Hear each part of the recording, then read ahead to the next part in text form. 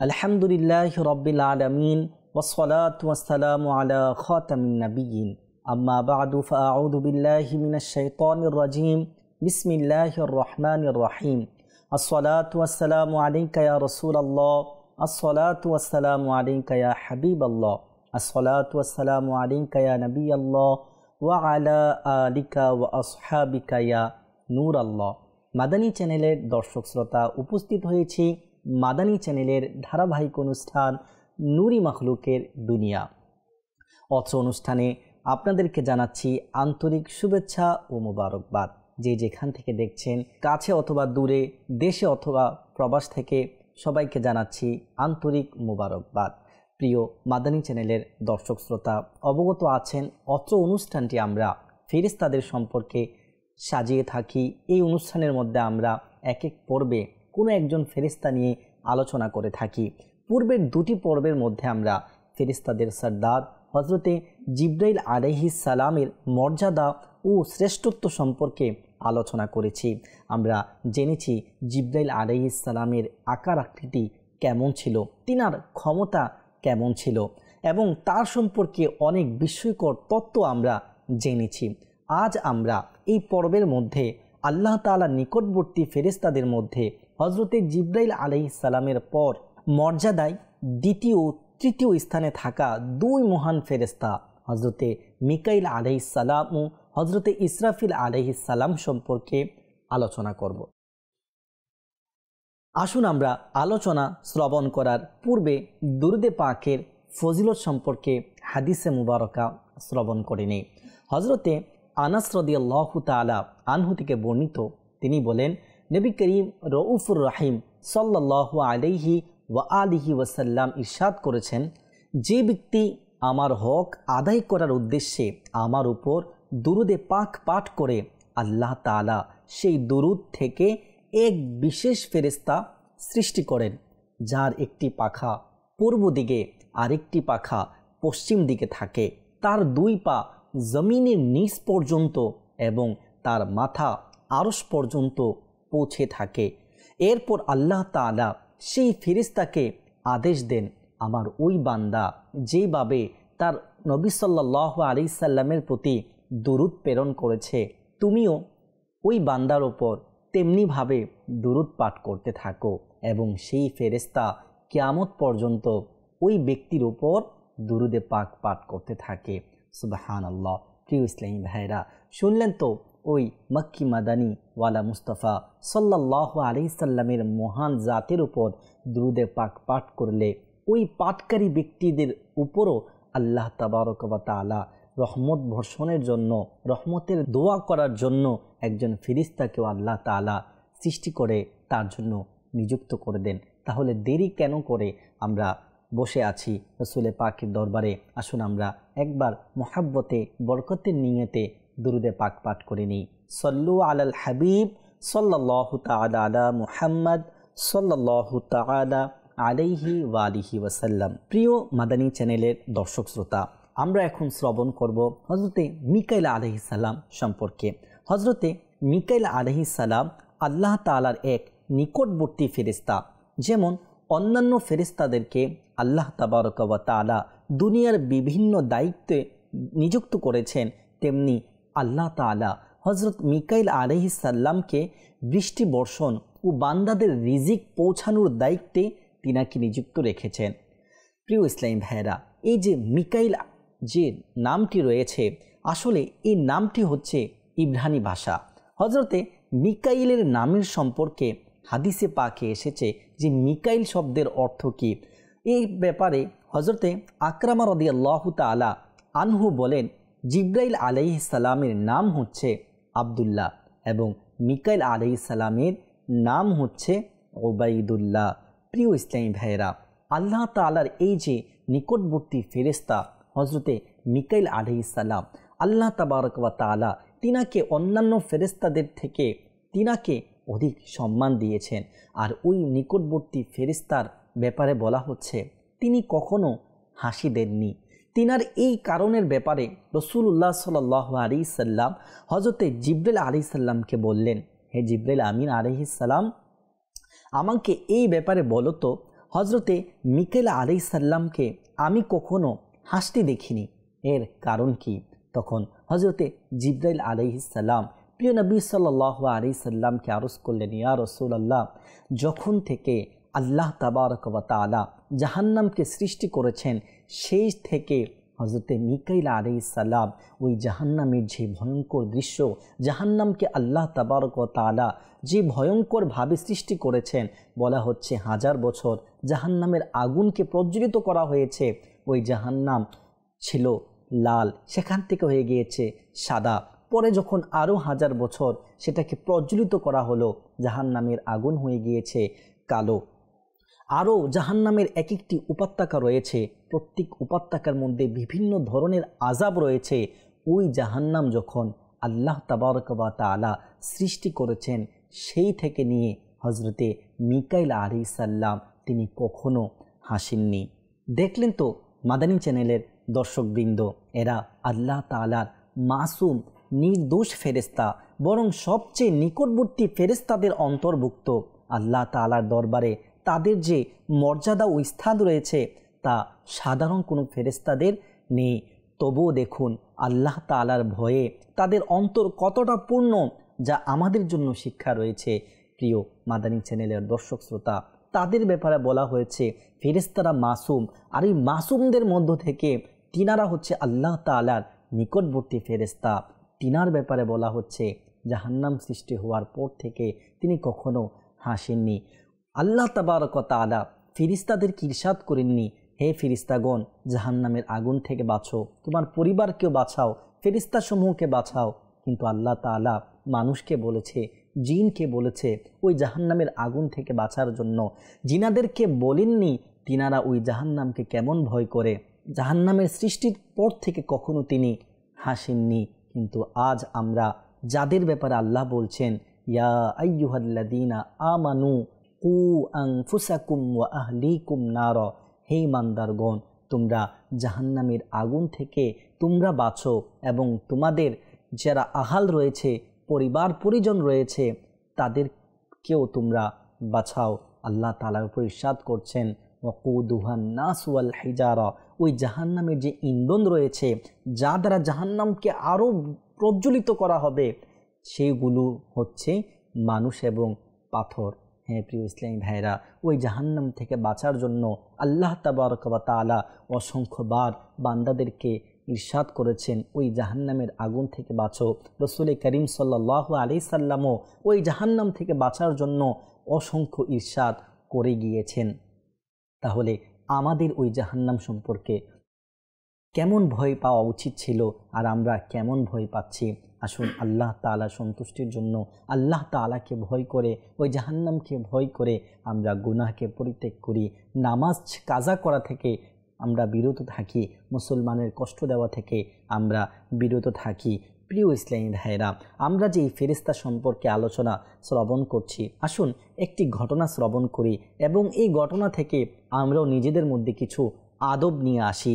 এক হাদিসে পাকের মধ্যে রয়েছে, একদিন হজরতে জিবরাইল আলাইহিস সালাম ও হজরতে মিকাইল আলাইহিস সালাম নবী করিম সাল্লাল্লাহু আলাইহি সাল্লামের দরবারে হাজির হলেন। সেই সময় নবী করিম রউফুর রহিম সাল্লাল্লাহু আলাইহি ওয়া আলিহি ওয়াসাল্লাম মিসওয়াক করছিলেন। তখন নবী করিম রউফুর রহিম সাল্লাল্লাহু আলাইহি সাল্লাম আপন সেই মুবারক মিসওয়াককে হজরতে জিবরাইল আলাইহিস সালামকে দিলেন। যখন জিবরাইল আলাইহিস সালামকে দিলেন, তখন তিনি আরজ করলেন, ইয়া রাসূলুল্লাহ সাল্লাল্লাহু আলাইহি ওয়া আলিহি ওয়াসাল্লাম, এই মিসওয়াকটি আমার বড়কে দিন। অর্থাৎ হযরত মিকাইল আলাইহিস সালাম আমার থেকে বয়সে বড় রয়েছে, আপনি তিনাকে দিন, তিনার থেকে তো আমি ছোট রয়েছি। প্রিয় ইসলামী ভাইরা, এই হাদিস শরীফ থেকে আমরা কি জানতে পারলাম? এই হাদিস শরীফ থেকে জানা যায় যে হজরতে মিকাইল আলাইহিস সালাম বয়সে হজরতে জিবরাইল আলাইহিস সালামের চেয়ে বড়। এখান থেকে একটি গুরুত্বপূর্ণ শিক্ষা এও পাওয়া যায় যে বড়দের সম্মান করা উচিত। হজরতে জিবরাইল আলাইহিস সালাম বয়সের দিকটি লক্ষ্য রেখে হজরতে মিকাইল আলাইহিস সালামের প্রতি সম্মান প্রদর্শন করেছিলেন।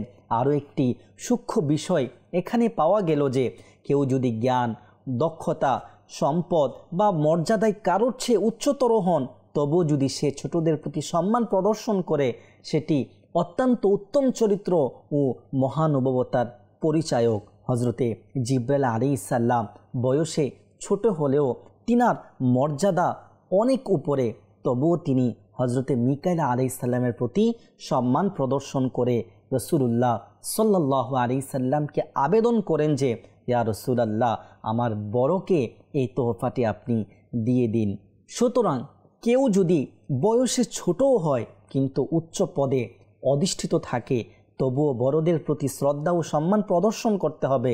ইসলাম আমাদের এই শিক্ষাই দেয়, আর ফেরেশতারা নিজেদের কর্মের মাধ্যমে আমাদেরকে এইটি শিক্ষা দিয়েছেন। কিন্তু আফসোস, আজকাল এমন হয়ে গিয়েছে, যদি আমার কোনো পদমর্যাদা উপরে থাকে আর আমার অধীনস্থ যদি কোনো বয়স বৃদ্ধ লোকও থাকে, আমার অধীনস্থ যদি আমার থেকে বড় কোনো ব্যক্তি, আমার থেকে বয়সে বড় কোনো ব্যক্তি থাকে, তার সাথে আমরা কীরূপ আচরণ করি? তার সাথে কি আমি ওইরকম আচরণ করি যেমন ইসলাম আমাদেরকে হুকুম দিয়েছে, তেমন আচরণ আমরা কি করি? যদি না করে থাকি, এই ঘটনা থেকে আমরাও শিক্ষা নিই, যারা বড় রয়েছে, বয়সে বড় রয়েছে, যদি আমি কোনো উচ্চ পদমর্যাদায় থাকি, আমি কোনো লেভেলে থেকে থাকি, তারপরও তাদের সম্মান আমরা বজায় রেখে চলব। হজরতে আলী ইবনে আবি তালিব রাদিয়াল্লাহু তাআলা আনহু রাসূলুল্লাহ সাল্লাল্লাহু আলাইহি সাল্লাম থেকে বর্ণনা করেন, আসমানের মুয়াজ্জিন হলেন হজরতে জিব্রাইল আলাইহিস সালাম এবং তাদের ইমাম হলেন হজরতে মিকাইল আলাইহিস সালাম। হজরতে মিকাইল আলাইহিস সালাম বাইতুল মামুর তথা আসমানে যে কাবা রয়েছে বাইতুল মামুর, সেই কাবার মধ্যে তিনি ফেরেশতাদের ইমামতি করেন। সেখানে আসমানের ফেরেশতারা একত্রিত হন, বাইতুল মামুর তাওয়াফ করেন, সেখানে তারা নামাজ আদায় করেন ও ইস্তিগফার পাঠ করেন। আর সব থেকে আশ্চর্য বিষয় হলো, তারা যে নামাজ পড়ে, তারা যে তাওয়াফ করে, তারা যে ইস্তিগফার পাঠ করে, আল্লাহ তাবারক ওয়া তাআলা তাদের ওই ইবাদতগুলো, তাদের ওই তাসবির সওয়াবগুলো, তাদের ওই ইস্তিগফারগুলো যে সওয়াব রয়েছে, ওই সমস্ত সওয়াবগুলো হজরতে মুহাম্মদ মুস্তাফা সাল্লাল্লাহু আলাইহি সাল্লামের উম্মতকে দান করে থাকেন। সুবহানাল্লাহ, কত দয়াময় আল্লাহ তাবারক ওয়া তাআলা আমল করছেন ফেরেশতারা, এর যে সওয়াব রয়েছে আল্লাহ তাবারক ওয়া তাআলা উম্মতে মুহাম্মাদিকে তার সওয়াবগুলোকে দান করে থাকেন। প্রিয় ইসলামী ভাইরা, হজরতে মিকাইল আলাইহিস সালামের যে মর্যাদা ও মাহাত্ম্য হাদিস শরীফ থেকে বর্ণনা হয়েছে, তা সত্যি অত্যন্ত মহান। তাকে ইমামতির মহৎ দায়িত্ব দেওয়া হয়েছে। এটি এমন এক গৌরবময় পদ যা বরেণ্য ব্যক্তিত্বরাও গ্রহণ করেছেন। এই ইমামতির পদ গ্রহণ করেছেন বিশ্বজাহানের শ্রেষ্ঠ নবী হুজুর সাল্লাল্লাহু আলাইহি সাল্লাম। আর আল্লাহর নিকটবর্তী ফেরেশতাদের মধ্যে হজরতে মিকাইল আলাইহিস সালামও এই দায়িত্ব যথাযথভাবে পালন করছেন। তিনি আসমানের ফেরেশতাদের ইমাম, আর রাসূলুল্লাহ সাল্লাল্লাহু আলাইহি সাল্লাম হলেন আসমান ও জমিন উভয় জগতের ইমাম। মিরাজের রাতে হুজুর সাল্লাল্লাহু আলাইহি সাল্লাম যখন মসজিদে আকসায় গেলেন, সমস্ত আম্বিয়াই কিরাম আলাইহিমুস সালামের ইমামতি করেছেন। এখান থেকেও ইমামতির যে মর্যাদা ও গৌরব রয়েছে সেটি স্পষ্ট প্রমাণিত হয়। সাইয়্যিদুনা আলা হযরত ইমামে আহলে সুন্নাত মুজাদ্দিদে দ্বীন ও মিল্লাত তিনি বলেন, আসলাতে কুল, ইমামাতে কুল, সৈয়দাতে কুল, ইমারতে কুল, হুকুমতে কুল, विलायते कुल खुदा के यहाँ तुम्हारे लिए। মাদানী চ্যানেলের দর্শকবৃন্দ, সম্মানিত ফেরেশতাদের মধ্যে তৃতীয় স্থানে যার মর্যাদা রয়েছে তিনি হচ্ছেন হজরতে ইসরাফিল আলাইহিস সালাম। হাদিস শরীফে তিনার নাম বলা হচ্ছে আব্দুর রহমান। এই হাদিস পূর্বেও দুবার উল্লেখ করা হয়েছে। সৌভাগ্যের আশায় আসুন আমরা বরকতের নিয়তে আরেকবার শ্রবণ করে নেই। হাদিসে পাকের মধ্যে হজরতে আবু উমামা রাদিয়াল্লাহু তাআলা তিনি রাসূলুল্লাহ সাল্লাল্লাহু আলাইহি সাল্লাম থেকে বর্ণনা করেন যে হজরতে জিব্রাইল আলাইহিস সালামের নাম হচ্ছে আব্দুল্লাহ এবং হজরতে মিকাইল আলাইহিস সালামের নাম হচ্ছে উবাইদুল্লাহ, আর হজরতে ইসরাফিল আলাইহিস সালামের নাম হচ্ছে আব্দুর রহমান। হজরতে আবদুল্লাহ ইবনে আব্বাস রাদিয়াল্লাহু তাআলা আনহু থেকে বর্ণিত, একদিন রাসূলুল্লাহ সাল্লাল্লাহু আলাইহি সাল্লাম আকাশ থেকে একটি বিকট শব্দ শুনলেন। তখন তিনি জিবরাইল আলাইহিস সালামকে বললেন, হে জিবরাইল আলাইহিস সালাম, কিয়ামত কি কায়েম হয়ে গিয়েছে? তখন হযরতে জিবরাইল আলাইহিস সালাম বললেন, ইয়া রাসূলুল্লাহ, না, এটি কিয়ামত কায়েম হওয়ার বিকট শব্দ নয়, বরং এটি হচ্ছে হযরতে ইসরাফিল আলাইহিস সালামের আগমনের শব্দ। এখানে একটি অত্যন্ত গুরুত্বপূর্ণ তত্ত্ব রয়েছে, যে একদিকে হযরতে ইসরাফিল আলাইহিস সালাম এর বিশেষত্বকে তুলে ধরে, তেমনি অপরদিকে আমাদের প্রিয় নবী হুজুর সাল্লাল্লাহু আলাইহি সাল্লামের বিশেষ মর্যাদা ও বৈশিষ্ট্যকে স্পষ্ট করে। আল্লাহ তাআলার দরবারে হযরতে ইসরাফিল আলাইহিস সালামের মর্যাদা কত উঁচু, আর সেই সঙ্গে আমাদের প্রিয় নবী সাল্লাল্লাহু আলাইহি ওয়াসাল্লামের যে মর্যাদা রয়েছে তা আল্লাহর দরবারে কত উচ্চ সম্মান ও কত উচ্চ মর্যাদার রয়েছে, সেটিও এতে প্রকাশিত হচ্ছে। আপনি নিশ্চয়ই শুনেছেন, হযরতে জিবরাইল আলাইহিস সালাম হযরতে আদম আলাইহিস সালাম থেকে আমাদের নবী পর্যন্ত সমস্ত আম্বিয়াই কিরাম আলাইহিস সালামের কাছেই তিনি এসেছেন, কিন্তু কখনো এটি শুনিনি যে হযরতে ইসরাফিল আলাইহিস সালাম কোনো আম্বিয়ার কাছে এসেছেন, কোনো নবীর কাছে এসেছেন। কিন্তু হ্যাঁ, হযরতে ইসরাফিল আলাইহিস সালাম আমাদের প্রিয় নবী সাল্লাল্লাহু আলাইহি সাল্লামের দরবারে উপস্থিত হয়েছেন। তিনি এর আগে কোনো নবীর কাছেই তিনি যাননি। আল্লাহ তাআলা এই সৌভাগ্যর বিষয়টি হযরত ইসরাফিল আলাইহিস সাল্লামকেও দান করেছেন। আল্লাহ তাআলা হযরতে ইসরাফিল আলাইহিস সাল্লামকে শিঙ্গা ফুঁক দিবার দায়িত্ব দিয়েছেন। কিয়ামতের সময় যখন ঘনিয়ে আসবে, তখন আল্লাহ তাআলার হুকুমে তিনি প্রথমবার শিঙ্গায় ফুঁকবেন, ফলে সমগ্র সৃষ্টি ধ্বংস হয়ে যাবে। এরপর দ্বিতীয়বার শিঙ্গায় ফুঁকবেন, তখন মৃতরা পুনরায় জীবিত হয়ে হাসরের ময়দানের দিকে দ্রুত এগিয়ে যাবে, যেখানে তাদের আমলের হিসাব নেওয়া হবে। হযরতে আবু হুরাইরা রাদিয়াল্লাহু তাআলা আনহু থেকে বর্ণিত, তিনি বলেন, রাসূলুল্লাহ সাল্লাল্লাহু আলাইহি ওয়াসাল্লাম ইরশাদ করেছেন, যেদিন থেকে সিংহার অধিকারী হযরতে ইসরাফিল আলাইহিস সালাম সৃষ্টি হয়েছেন, সেই দিন থেকেই তিনি সেই সিংহাকে ফুঁকার দায়িত্বে নিয়োজিত আছেন। তিনি আরশের দিকে স্থির দৃষ্টিতে তাকিয়ে আছেন, সম্পূর্ণ প্রস্তুত রয়েছেন কখন ফুঁকার আদেশ আসে, যেন তার চোখের পলক না পড়ে, কারণ পলক ফেলার মুহূর্তে আদেশ চলে আসতে পারে। তার দুই চোখ এমন ঝলঝলে যেন উজ্জ্বল নক্ষত্রের মতো।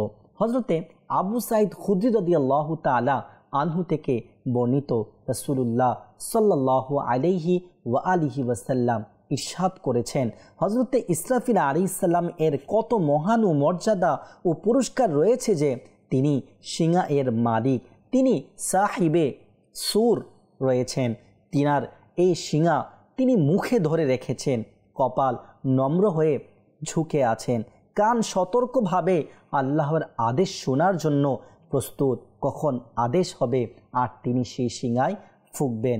সাহাবাই কেরাম আলাইহিমুর রিদওয়ান রাসূলুল্লাহ সাল্লাল্লাহু আলাইহি ওয়াসাল্লামকে আরজ করলেন, ইয়া রাসূলুল্লাহ, আমরা এই সময় কোন ওয়াজিফা পড়ব, কোন দোয়া আমরা পাঠ করব? তখন রাসূলুল্লাহ সাল্লাল্লাহু আলাইহি সাল্লাম ইরশাদ করেছেন, এই দোয়া পাঠ করবে, হাসবুনাল্লাহু ওয়া নি'মাল ওয়াকিল আলাল্লাহি তাওয়াক্কালনা। যদি এর অর্থ দিয়ে আমরা তাকাই, অর্থ হয়েছে আমাদের জন্য আল্লাহই যথেষ্ট এবং তিনি উত্তম কর্মবিধায়ক। আমরা আল্লাহর উপরই ভরসা করি। বাহরে শরীয়তে বর্ণিত রয়েছে, যখন হযরতে ইসরাফিল আলাইহিস সালামকে সুর তথা সিংহা ফুঁকার আদেশ দেওয়া হবে, তখন শুরুতে সিংহার শব্দ হবে খুব সূক্ষ্ম, তারপর ধীরে ধীরে অত্যন্ত উচ্চ ও প্রবল হয়ে উঠবে। মানুষ মনোযোগ দিয়ে সেই শব্দ শুনবে, এরপর তারা অজ্ঞান হয়ে মাটিতে লুটিয়ে পড়বে ও মৃত্যুবরণ করবে। আকাশ, জমিন, পাহাড়, এমনকি সিংহা নিজে হযরত ইসরাফিল আলাইহিস সালামও সমস্ত ফেরেশতাগণ ধ্বংস হয়ে যাবে। সেই মুহূর্তে একমাত্র মহান আল্লাহ তাবারকা ওয়া তাআলা, যিনি একক ও চিরস্থায়ী সত্তা, তিনি ছাড়া কেউ অবশিষ্ট থাকবে না। তখন আল্লাহ তাআলা ঘোষণা করবেন। আজ কার রাজত্ব, কোথায় সে জালিমরা, কোথায় সে অহংকারীরা, কিন্তু উত্তর দেওয়ার কেউই থাকবে না। তখন আল্লাহ তাআলা নিজেই এর উত্তর দিবেন, লিল্লাহিল ওয়াহিদিল কাহ্হার। রাজত্ব একমাত্র আল্লাহ একক ও পরাক্রমশালী রবেরই। এরপর যখন আল্লাহ তাআলা ইচ্ছা করবেন, তিনি হজরতে ইসরাফিল আলাইহিস সালামকে পুনরায় জীবিত করবেন এবং শিঙা আবার সৃষ্টি করে তাকে দ্বিতীয়বার ফুঁকার আদেশ দিবেন। তিনি শিঙা ফুঁকতেই আদম আলাইহিস সালাম থেকে শুরু করে শেষ মানুষ পর্যন্ত সমস্ত মানুষ, ফিরিস্তা, জিন, মানুষ ও প্রাণীরা পুনরায় জীবিত হয়ে উঠবেন এবং সবচেয়ে প্রথমে হুজুর সাল্লাল্লাহু আলাইহি সাল্লাম তার মুবারক কবর থেকে বের হবেন এবং ডান হাতে হজরতে আবু বকর সিদ্দিক রাদিয়াল্লাহু তাআলা আনহুর হাত এবং বাম হাতে হজরতে ওমর রাদিয়াল্লাহু তাআলা আনহুর হাত থাকবে।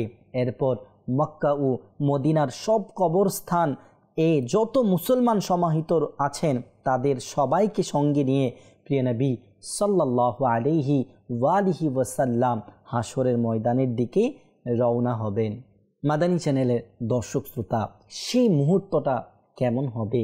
সমস্ত মানুষ পুনরুজ্জীবিত হয়ে উঠবে, হাসরের ময়দানে উপস্থিত হবে, তাদের হিসাব নিকাশ নেওয়া হবে ওই সিঙ্গার ফুৎকার দেওয়ার পরে। এই যে সুর রয়েছে একটি শিঙা দিয়ে তৈরি, যা কিয়ামত কায়েমের জন্য হজরতে ইসরাফিল আলাইহিস সালাম ফুঁকবেন। হজরতে ওয়াকাব রাদিয়াল্লাহু তাআলা আনহু বলেন, আল্লাহ তাআলা এই শিঙাকে সাদা মুক্তা দিয়ে তৈরি করেছেন, যা কাচের মতো স্বচ্ছ ও ঝকঝকে। এরপর আল্লাহ তাআলা আরশকে আদেশ দিলেন, এটিকে ধারণ করো। ফলে এই শিঙা আরশ থেকে ঝুলন্ত অবস্থায় রইল। এরপর আল্লাহ তাআলা বললেন, কুন হও। তখন হজরতে ইসরাফিল আলাইহিস সালাম সৃষ্টি হলেন। তারপর আল্লাহ তাকে আদেশ করলেন, শিঙাটি ধরো। তিনি সেই শিঙাটি হাতে নিলেন এবং এখন অপেক্ষায় আছেন কবে আল্লাহ তাআলা এই শিঙা ফুকার হুকুম দিবেন। এখান থেকে জানা গেল যে শিঙা সাদা মুক্তা দিয়ে তৈরি আর রং কাচের মতো পরিষ্কার ও স্বচ্ছ। এবার শুনুন হজরতে ইসরাফিল আলাইহিস সালাম কত উচ্চ মর্যাদার অধিকারী এবং তার দায়িত্ব কত গুরুত্বপূর্ণ। হজরতে কাব রাদিয়াল্লাহু তাআলা আনহু বলেন, আল্লাহ তাআলার সবচেয়ে নিকটবর্তী ফেরেশতা হলেন হজরতে ইসরাফিল আলাইহিস সালাম। তিনার 4টি ডানা রয়েছে, একটি ডানা পূর্ব দিকে, অপর ডানাটি পশ্চিম দিকে একটি ঝুলন্ত অবস্থায় এবং একটি লৌহে মাহফুজের মধ্যে। যখন আল্লাহ তাআলা ওহী পাঠানোর ইচ্ছা করেন তখন লৌহে মাহফুজ ইসরাফিল আলাইহিস সালামের কপালে এসে স্পর্শ করে। তিনি তখন মাথা তোলেন, সেখানে আল্লাহর হুকুম লেখা দেখতে পান। এরপর তিনি হজরতে জিবরাইল আলাইহিস সালামকে আহ্বান করেন। জিবরাইল আলাইহিস সালাম সঙ্গে সঙ্গে লাব্বাইক বলেন। ইসরাফিল আলাইহিস সালাম তাকে বললেন, আল্লাহ এই হুকুম দিয়েছেন। এরপর জিবরাইল আলাইহিস সালাম সেই হুকুম নিয়ে পৃথিবীতে অবতরণ করেন। তিনি যে আকাশ দিয়ে অতিক্রম করেন সে আকাশের ফেরেশতারা কিয়ামতের ভয়ে কাঁপতে থাকেন, ভাবেন হয়তো কিয়ামতের আদেশ এসে গিয়েছে। তখন জিবরাইল বলেন, ভয় পেও না, এটি আল্লাহর পক্ষ থেকেই এটি আদেশ। এরপর তিনি পৃথিবীতে এসে নবী করিম সাল্লাল্লাহু আলাইহি সাল্লামের উপর ওহী নিয়ে আসেন। আরেকটি হাদিসে পাকের মধ্যে রাসূলুল্লাহ সাল্লাল্লাহু আলাইহি ওয়াসাল্লাম ইরশাদ করেছেন, আরশ বহনকারী ফেরেশতাদের মধ্যে একজন ফেরেশতাদের নাম ইসরাফিল। আরশের একটি প্রান্ত তার কাঁধে অবস্থান করছে, তার 2 পা 7ম স্তরের পৃথিবীর নিচ পর্যন্ত বিস্তৃত আর তার মাথা 7ম আকাশের উপরে আরশ পর্যন্ত পৌঁছে গিয়েছে। ইমাম আউজাঈ রাহমাতুল্লাহি তাআলা আলাইহি বলেছেন, যখন হযরতে ইসরাফিল আলাইহিস সালাম তাসবিহ পড়েন তখন সব ফেরেশতা নিজেদের তাসবিহ পাঠ করা বন্ধ করে তার তাসবিহ শ্রবণ করেন। কেন তারা থেমে যায়? কেন সমস্ত ফেরেশতাগণ তাসবিহ বন্ধ করে তিনার তাসবিহ শ্রবণ করে? আসুন আমরা পরবর্তী বর্ণনাটি শ্রবণ করি। ইমাম আউজাঈ রহমাতুল্লাহি তাআলা আলাইহি বলেন, আল্লাহ তাআলার সৃষ্টির মধ্যে হযরতে ইসরাফিল আলাইহিস সালাম এর চেয়ে মধুর কণ্ঠস্বর আর কারণে যখন তিনি তাসবিহ পাঠ করেন তখন 7 আসমানের ফেরেশতারা নিজেদের নামাজ ও তাসবিহ পাঠ বন্ধ করে তার তাসবিহ শ্রবণ করতে থাকে। হযরতে সাঈদ রাদিয়াল্লাহু তাআলা আনহু বলেন, আমাদের কাছে হাদিস পৌঁছেছে যে হযরত ইসরাফিল আলাইহিস সালাম আসমানের ফেরেশতাদের জন্য আজান দেন দিনে ও রাতে 12 বার করে। তার প্রতিটি সময়ে 7 আসমান ও 7 জমিনের ফেরেশতারা তার আজান শুনে মানুষ ও জিন ছাড়া তার আজানের পর এক মহান ফেরেশতা সকলকে নামাজ পড়ান। বর্ণনায় আছে বাইতুল মামুরে ওই নামাজে ইমামতি করেন হযরতে মিকাইল আলাইহিস সালাম। আমরা তো আগের বর্ণনাতেও শ্রবণ করেছি যে বাইতুল মামুরের ইমাম হচ্ছে হযরতে মিকাইল আলাইহিস সালাম এবং মুয়াজ্জিন হচ্ছেন হযরতে জিবরাইল আলাইহিস সালাম, আর আসমানের ফেরেশতাদের মাঝে আজানদাতা হচ্ছেন হযরতে ইসরাফিল আলাইহিস সালাম। প্রিয় মাদানী চ্যানেলের দর্শক শ্রোতা, আমরা এই অনুষ্ঠানের মধ্যে শ্রবণ করছিলাম হযরতে মিকাইল আলাইহিস সালাম ও হযরতে ইসরাফিল আলাইহিস সালাম সম্পর্কে কিছু আলোচনা। জি হ্যাঁ, দেখতে দেখতে আমরা অনুষ্ঠানের শেষ প্রান্তে পৌঁছে গিয়েছি। আর অনুষ্ঠানের শেষে আমরা প্রত্যেক পর্বের শেষে একটি করে ফেরেশতা সম্পর্কে কুফরি কথা, যেগুলো মানুষের ঈমানকে নষ্ট করে, সেই কুফরি কথা সম্পর্কে আমরা একটি করে কথা বলে থাকি। তাহলে আসুন এই অনুষ্ঠানের শেষেও আমরা একটি কুফরিয়ে কালিমাত, অর্থাৎ এমন একটি কথা যেটি মানুষ যদি বলে অথবা তাদের আকীদার মধ্যে যদি সেটি পোষণ করে তাহলে তাদের ঈমান নষ্ট হয়ে যাবে। আসুন আমরা শ্রবণ করি সেই কুফরি কথাটি কি রয়েছে। আমির আহলে সুন্নাত দামাত বারাকাতুহুল আলিয়া নিজের লিখিত গ্রন্থ কুফরিয়ে কালিমাত কে বারে মে সওয়াল জবাব তিনি এখানে বলেন, যদি কেউ জিব্রাইল, মিকাইল, হযরতে ইসরাফিল আলাইহিস সালাম ও হযরতে আজরাইল আলাইহিস সালাতু ওয়াস সালামের নাম কাগজে লিখে তারপর ইচ্ছাকৃতভাবে তাদের প্রতি অবমাননা বা ঘৃণার উদ্দেশ্যে সেই কাগজটি নোংরায় ফেলে দেয় তাহলে সে কাফির হয়ে যাবে। প্রিয় ইসলাম ভাইরা, ফেরেশতাদের সম্পর্কে কোনো অবমাননাকর কথা বলা অথবা এমন কোনো মন্তব্য করা যা তাদের তুচ্ছ করা বা অসম্মান করা প্রকাশ করে, এসব থেকে আমাদের দূরে থাকা আবশ্যক। এগুলো ঈমান নষ্ট হওয়ার কারণ হতে পারে। আল্লাহ তাআলা আমাদের সবাইকে এইসব বিষয়ে মনে রাখার ও ঈমানকে হেফাজত করার তৌফিক দান করুক। আমিন বিজাহিন নবিল আমিন সাল্লাল্লাহু তাআলা আলাইহি ওয়া আলিহি ওয়াসাল্লাম। পরবর্তী অনুষ্ঠান দেখার জন্য আমন্ত্রণ জানিয়ে এখানেই বিদায় নিচ্ছি। ভালো থাকুন, সুস্থ থাকুন ও মাদানী চ্যানেল দেখতে থাকুন। সল্লু আলাল হাবিব সাল্লাল্লাহু তাআলা আলা মুহাম্মদ সাল্লাল্লাহু তাআলা আলাইহি ওয়া আলিহি।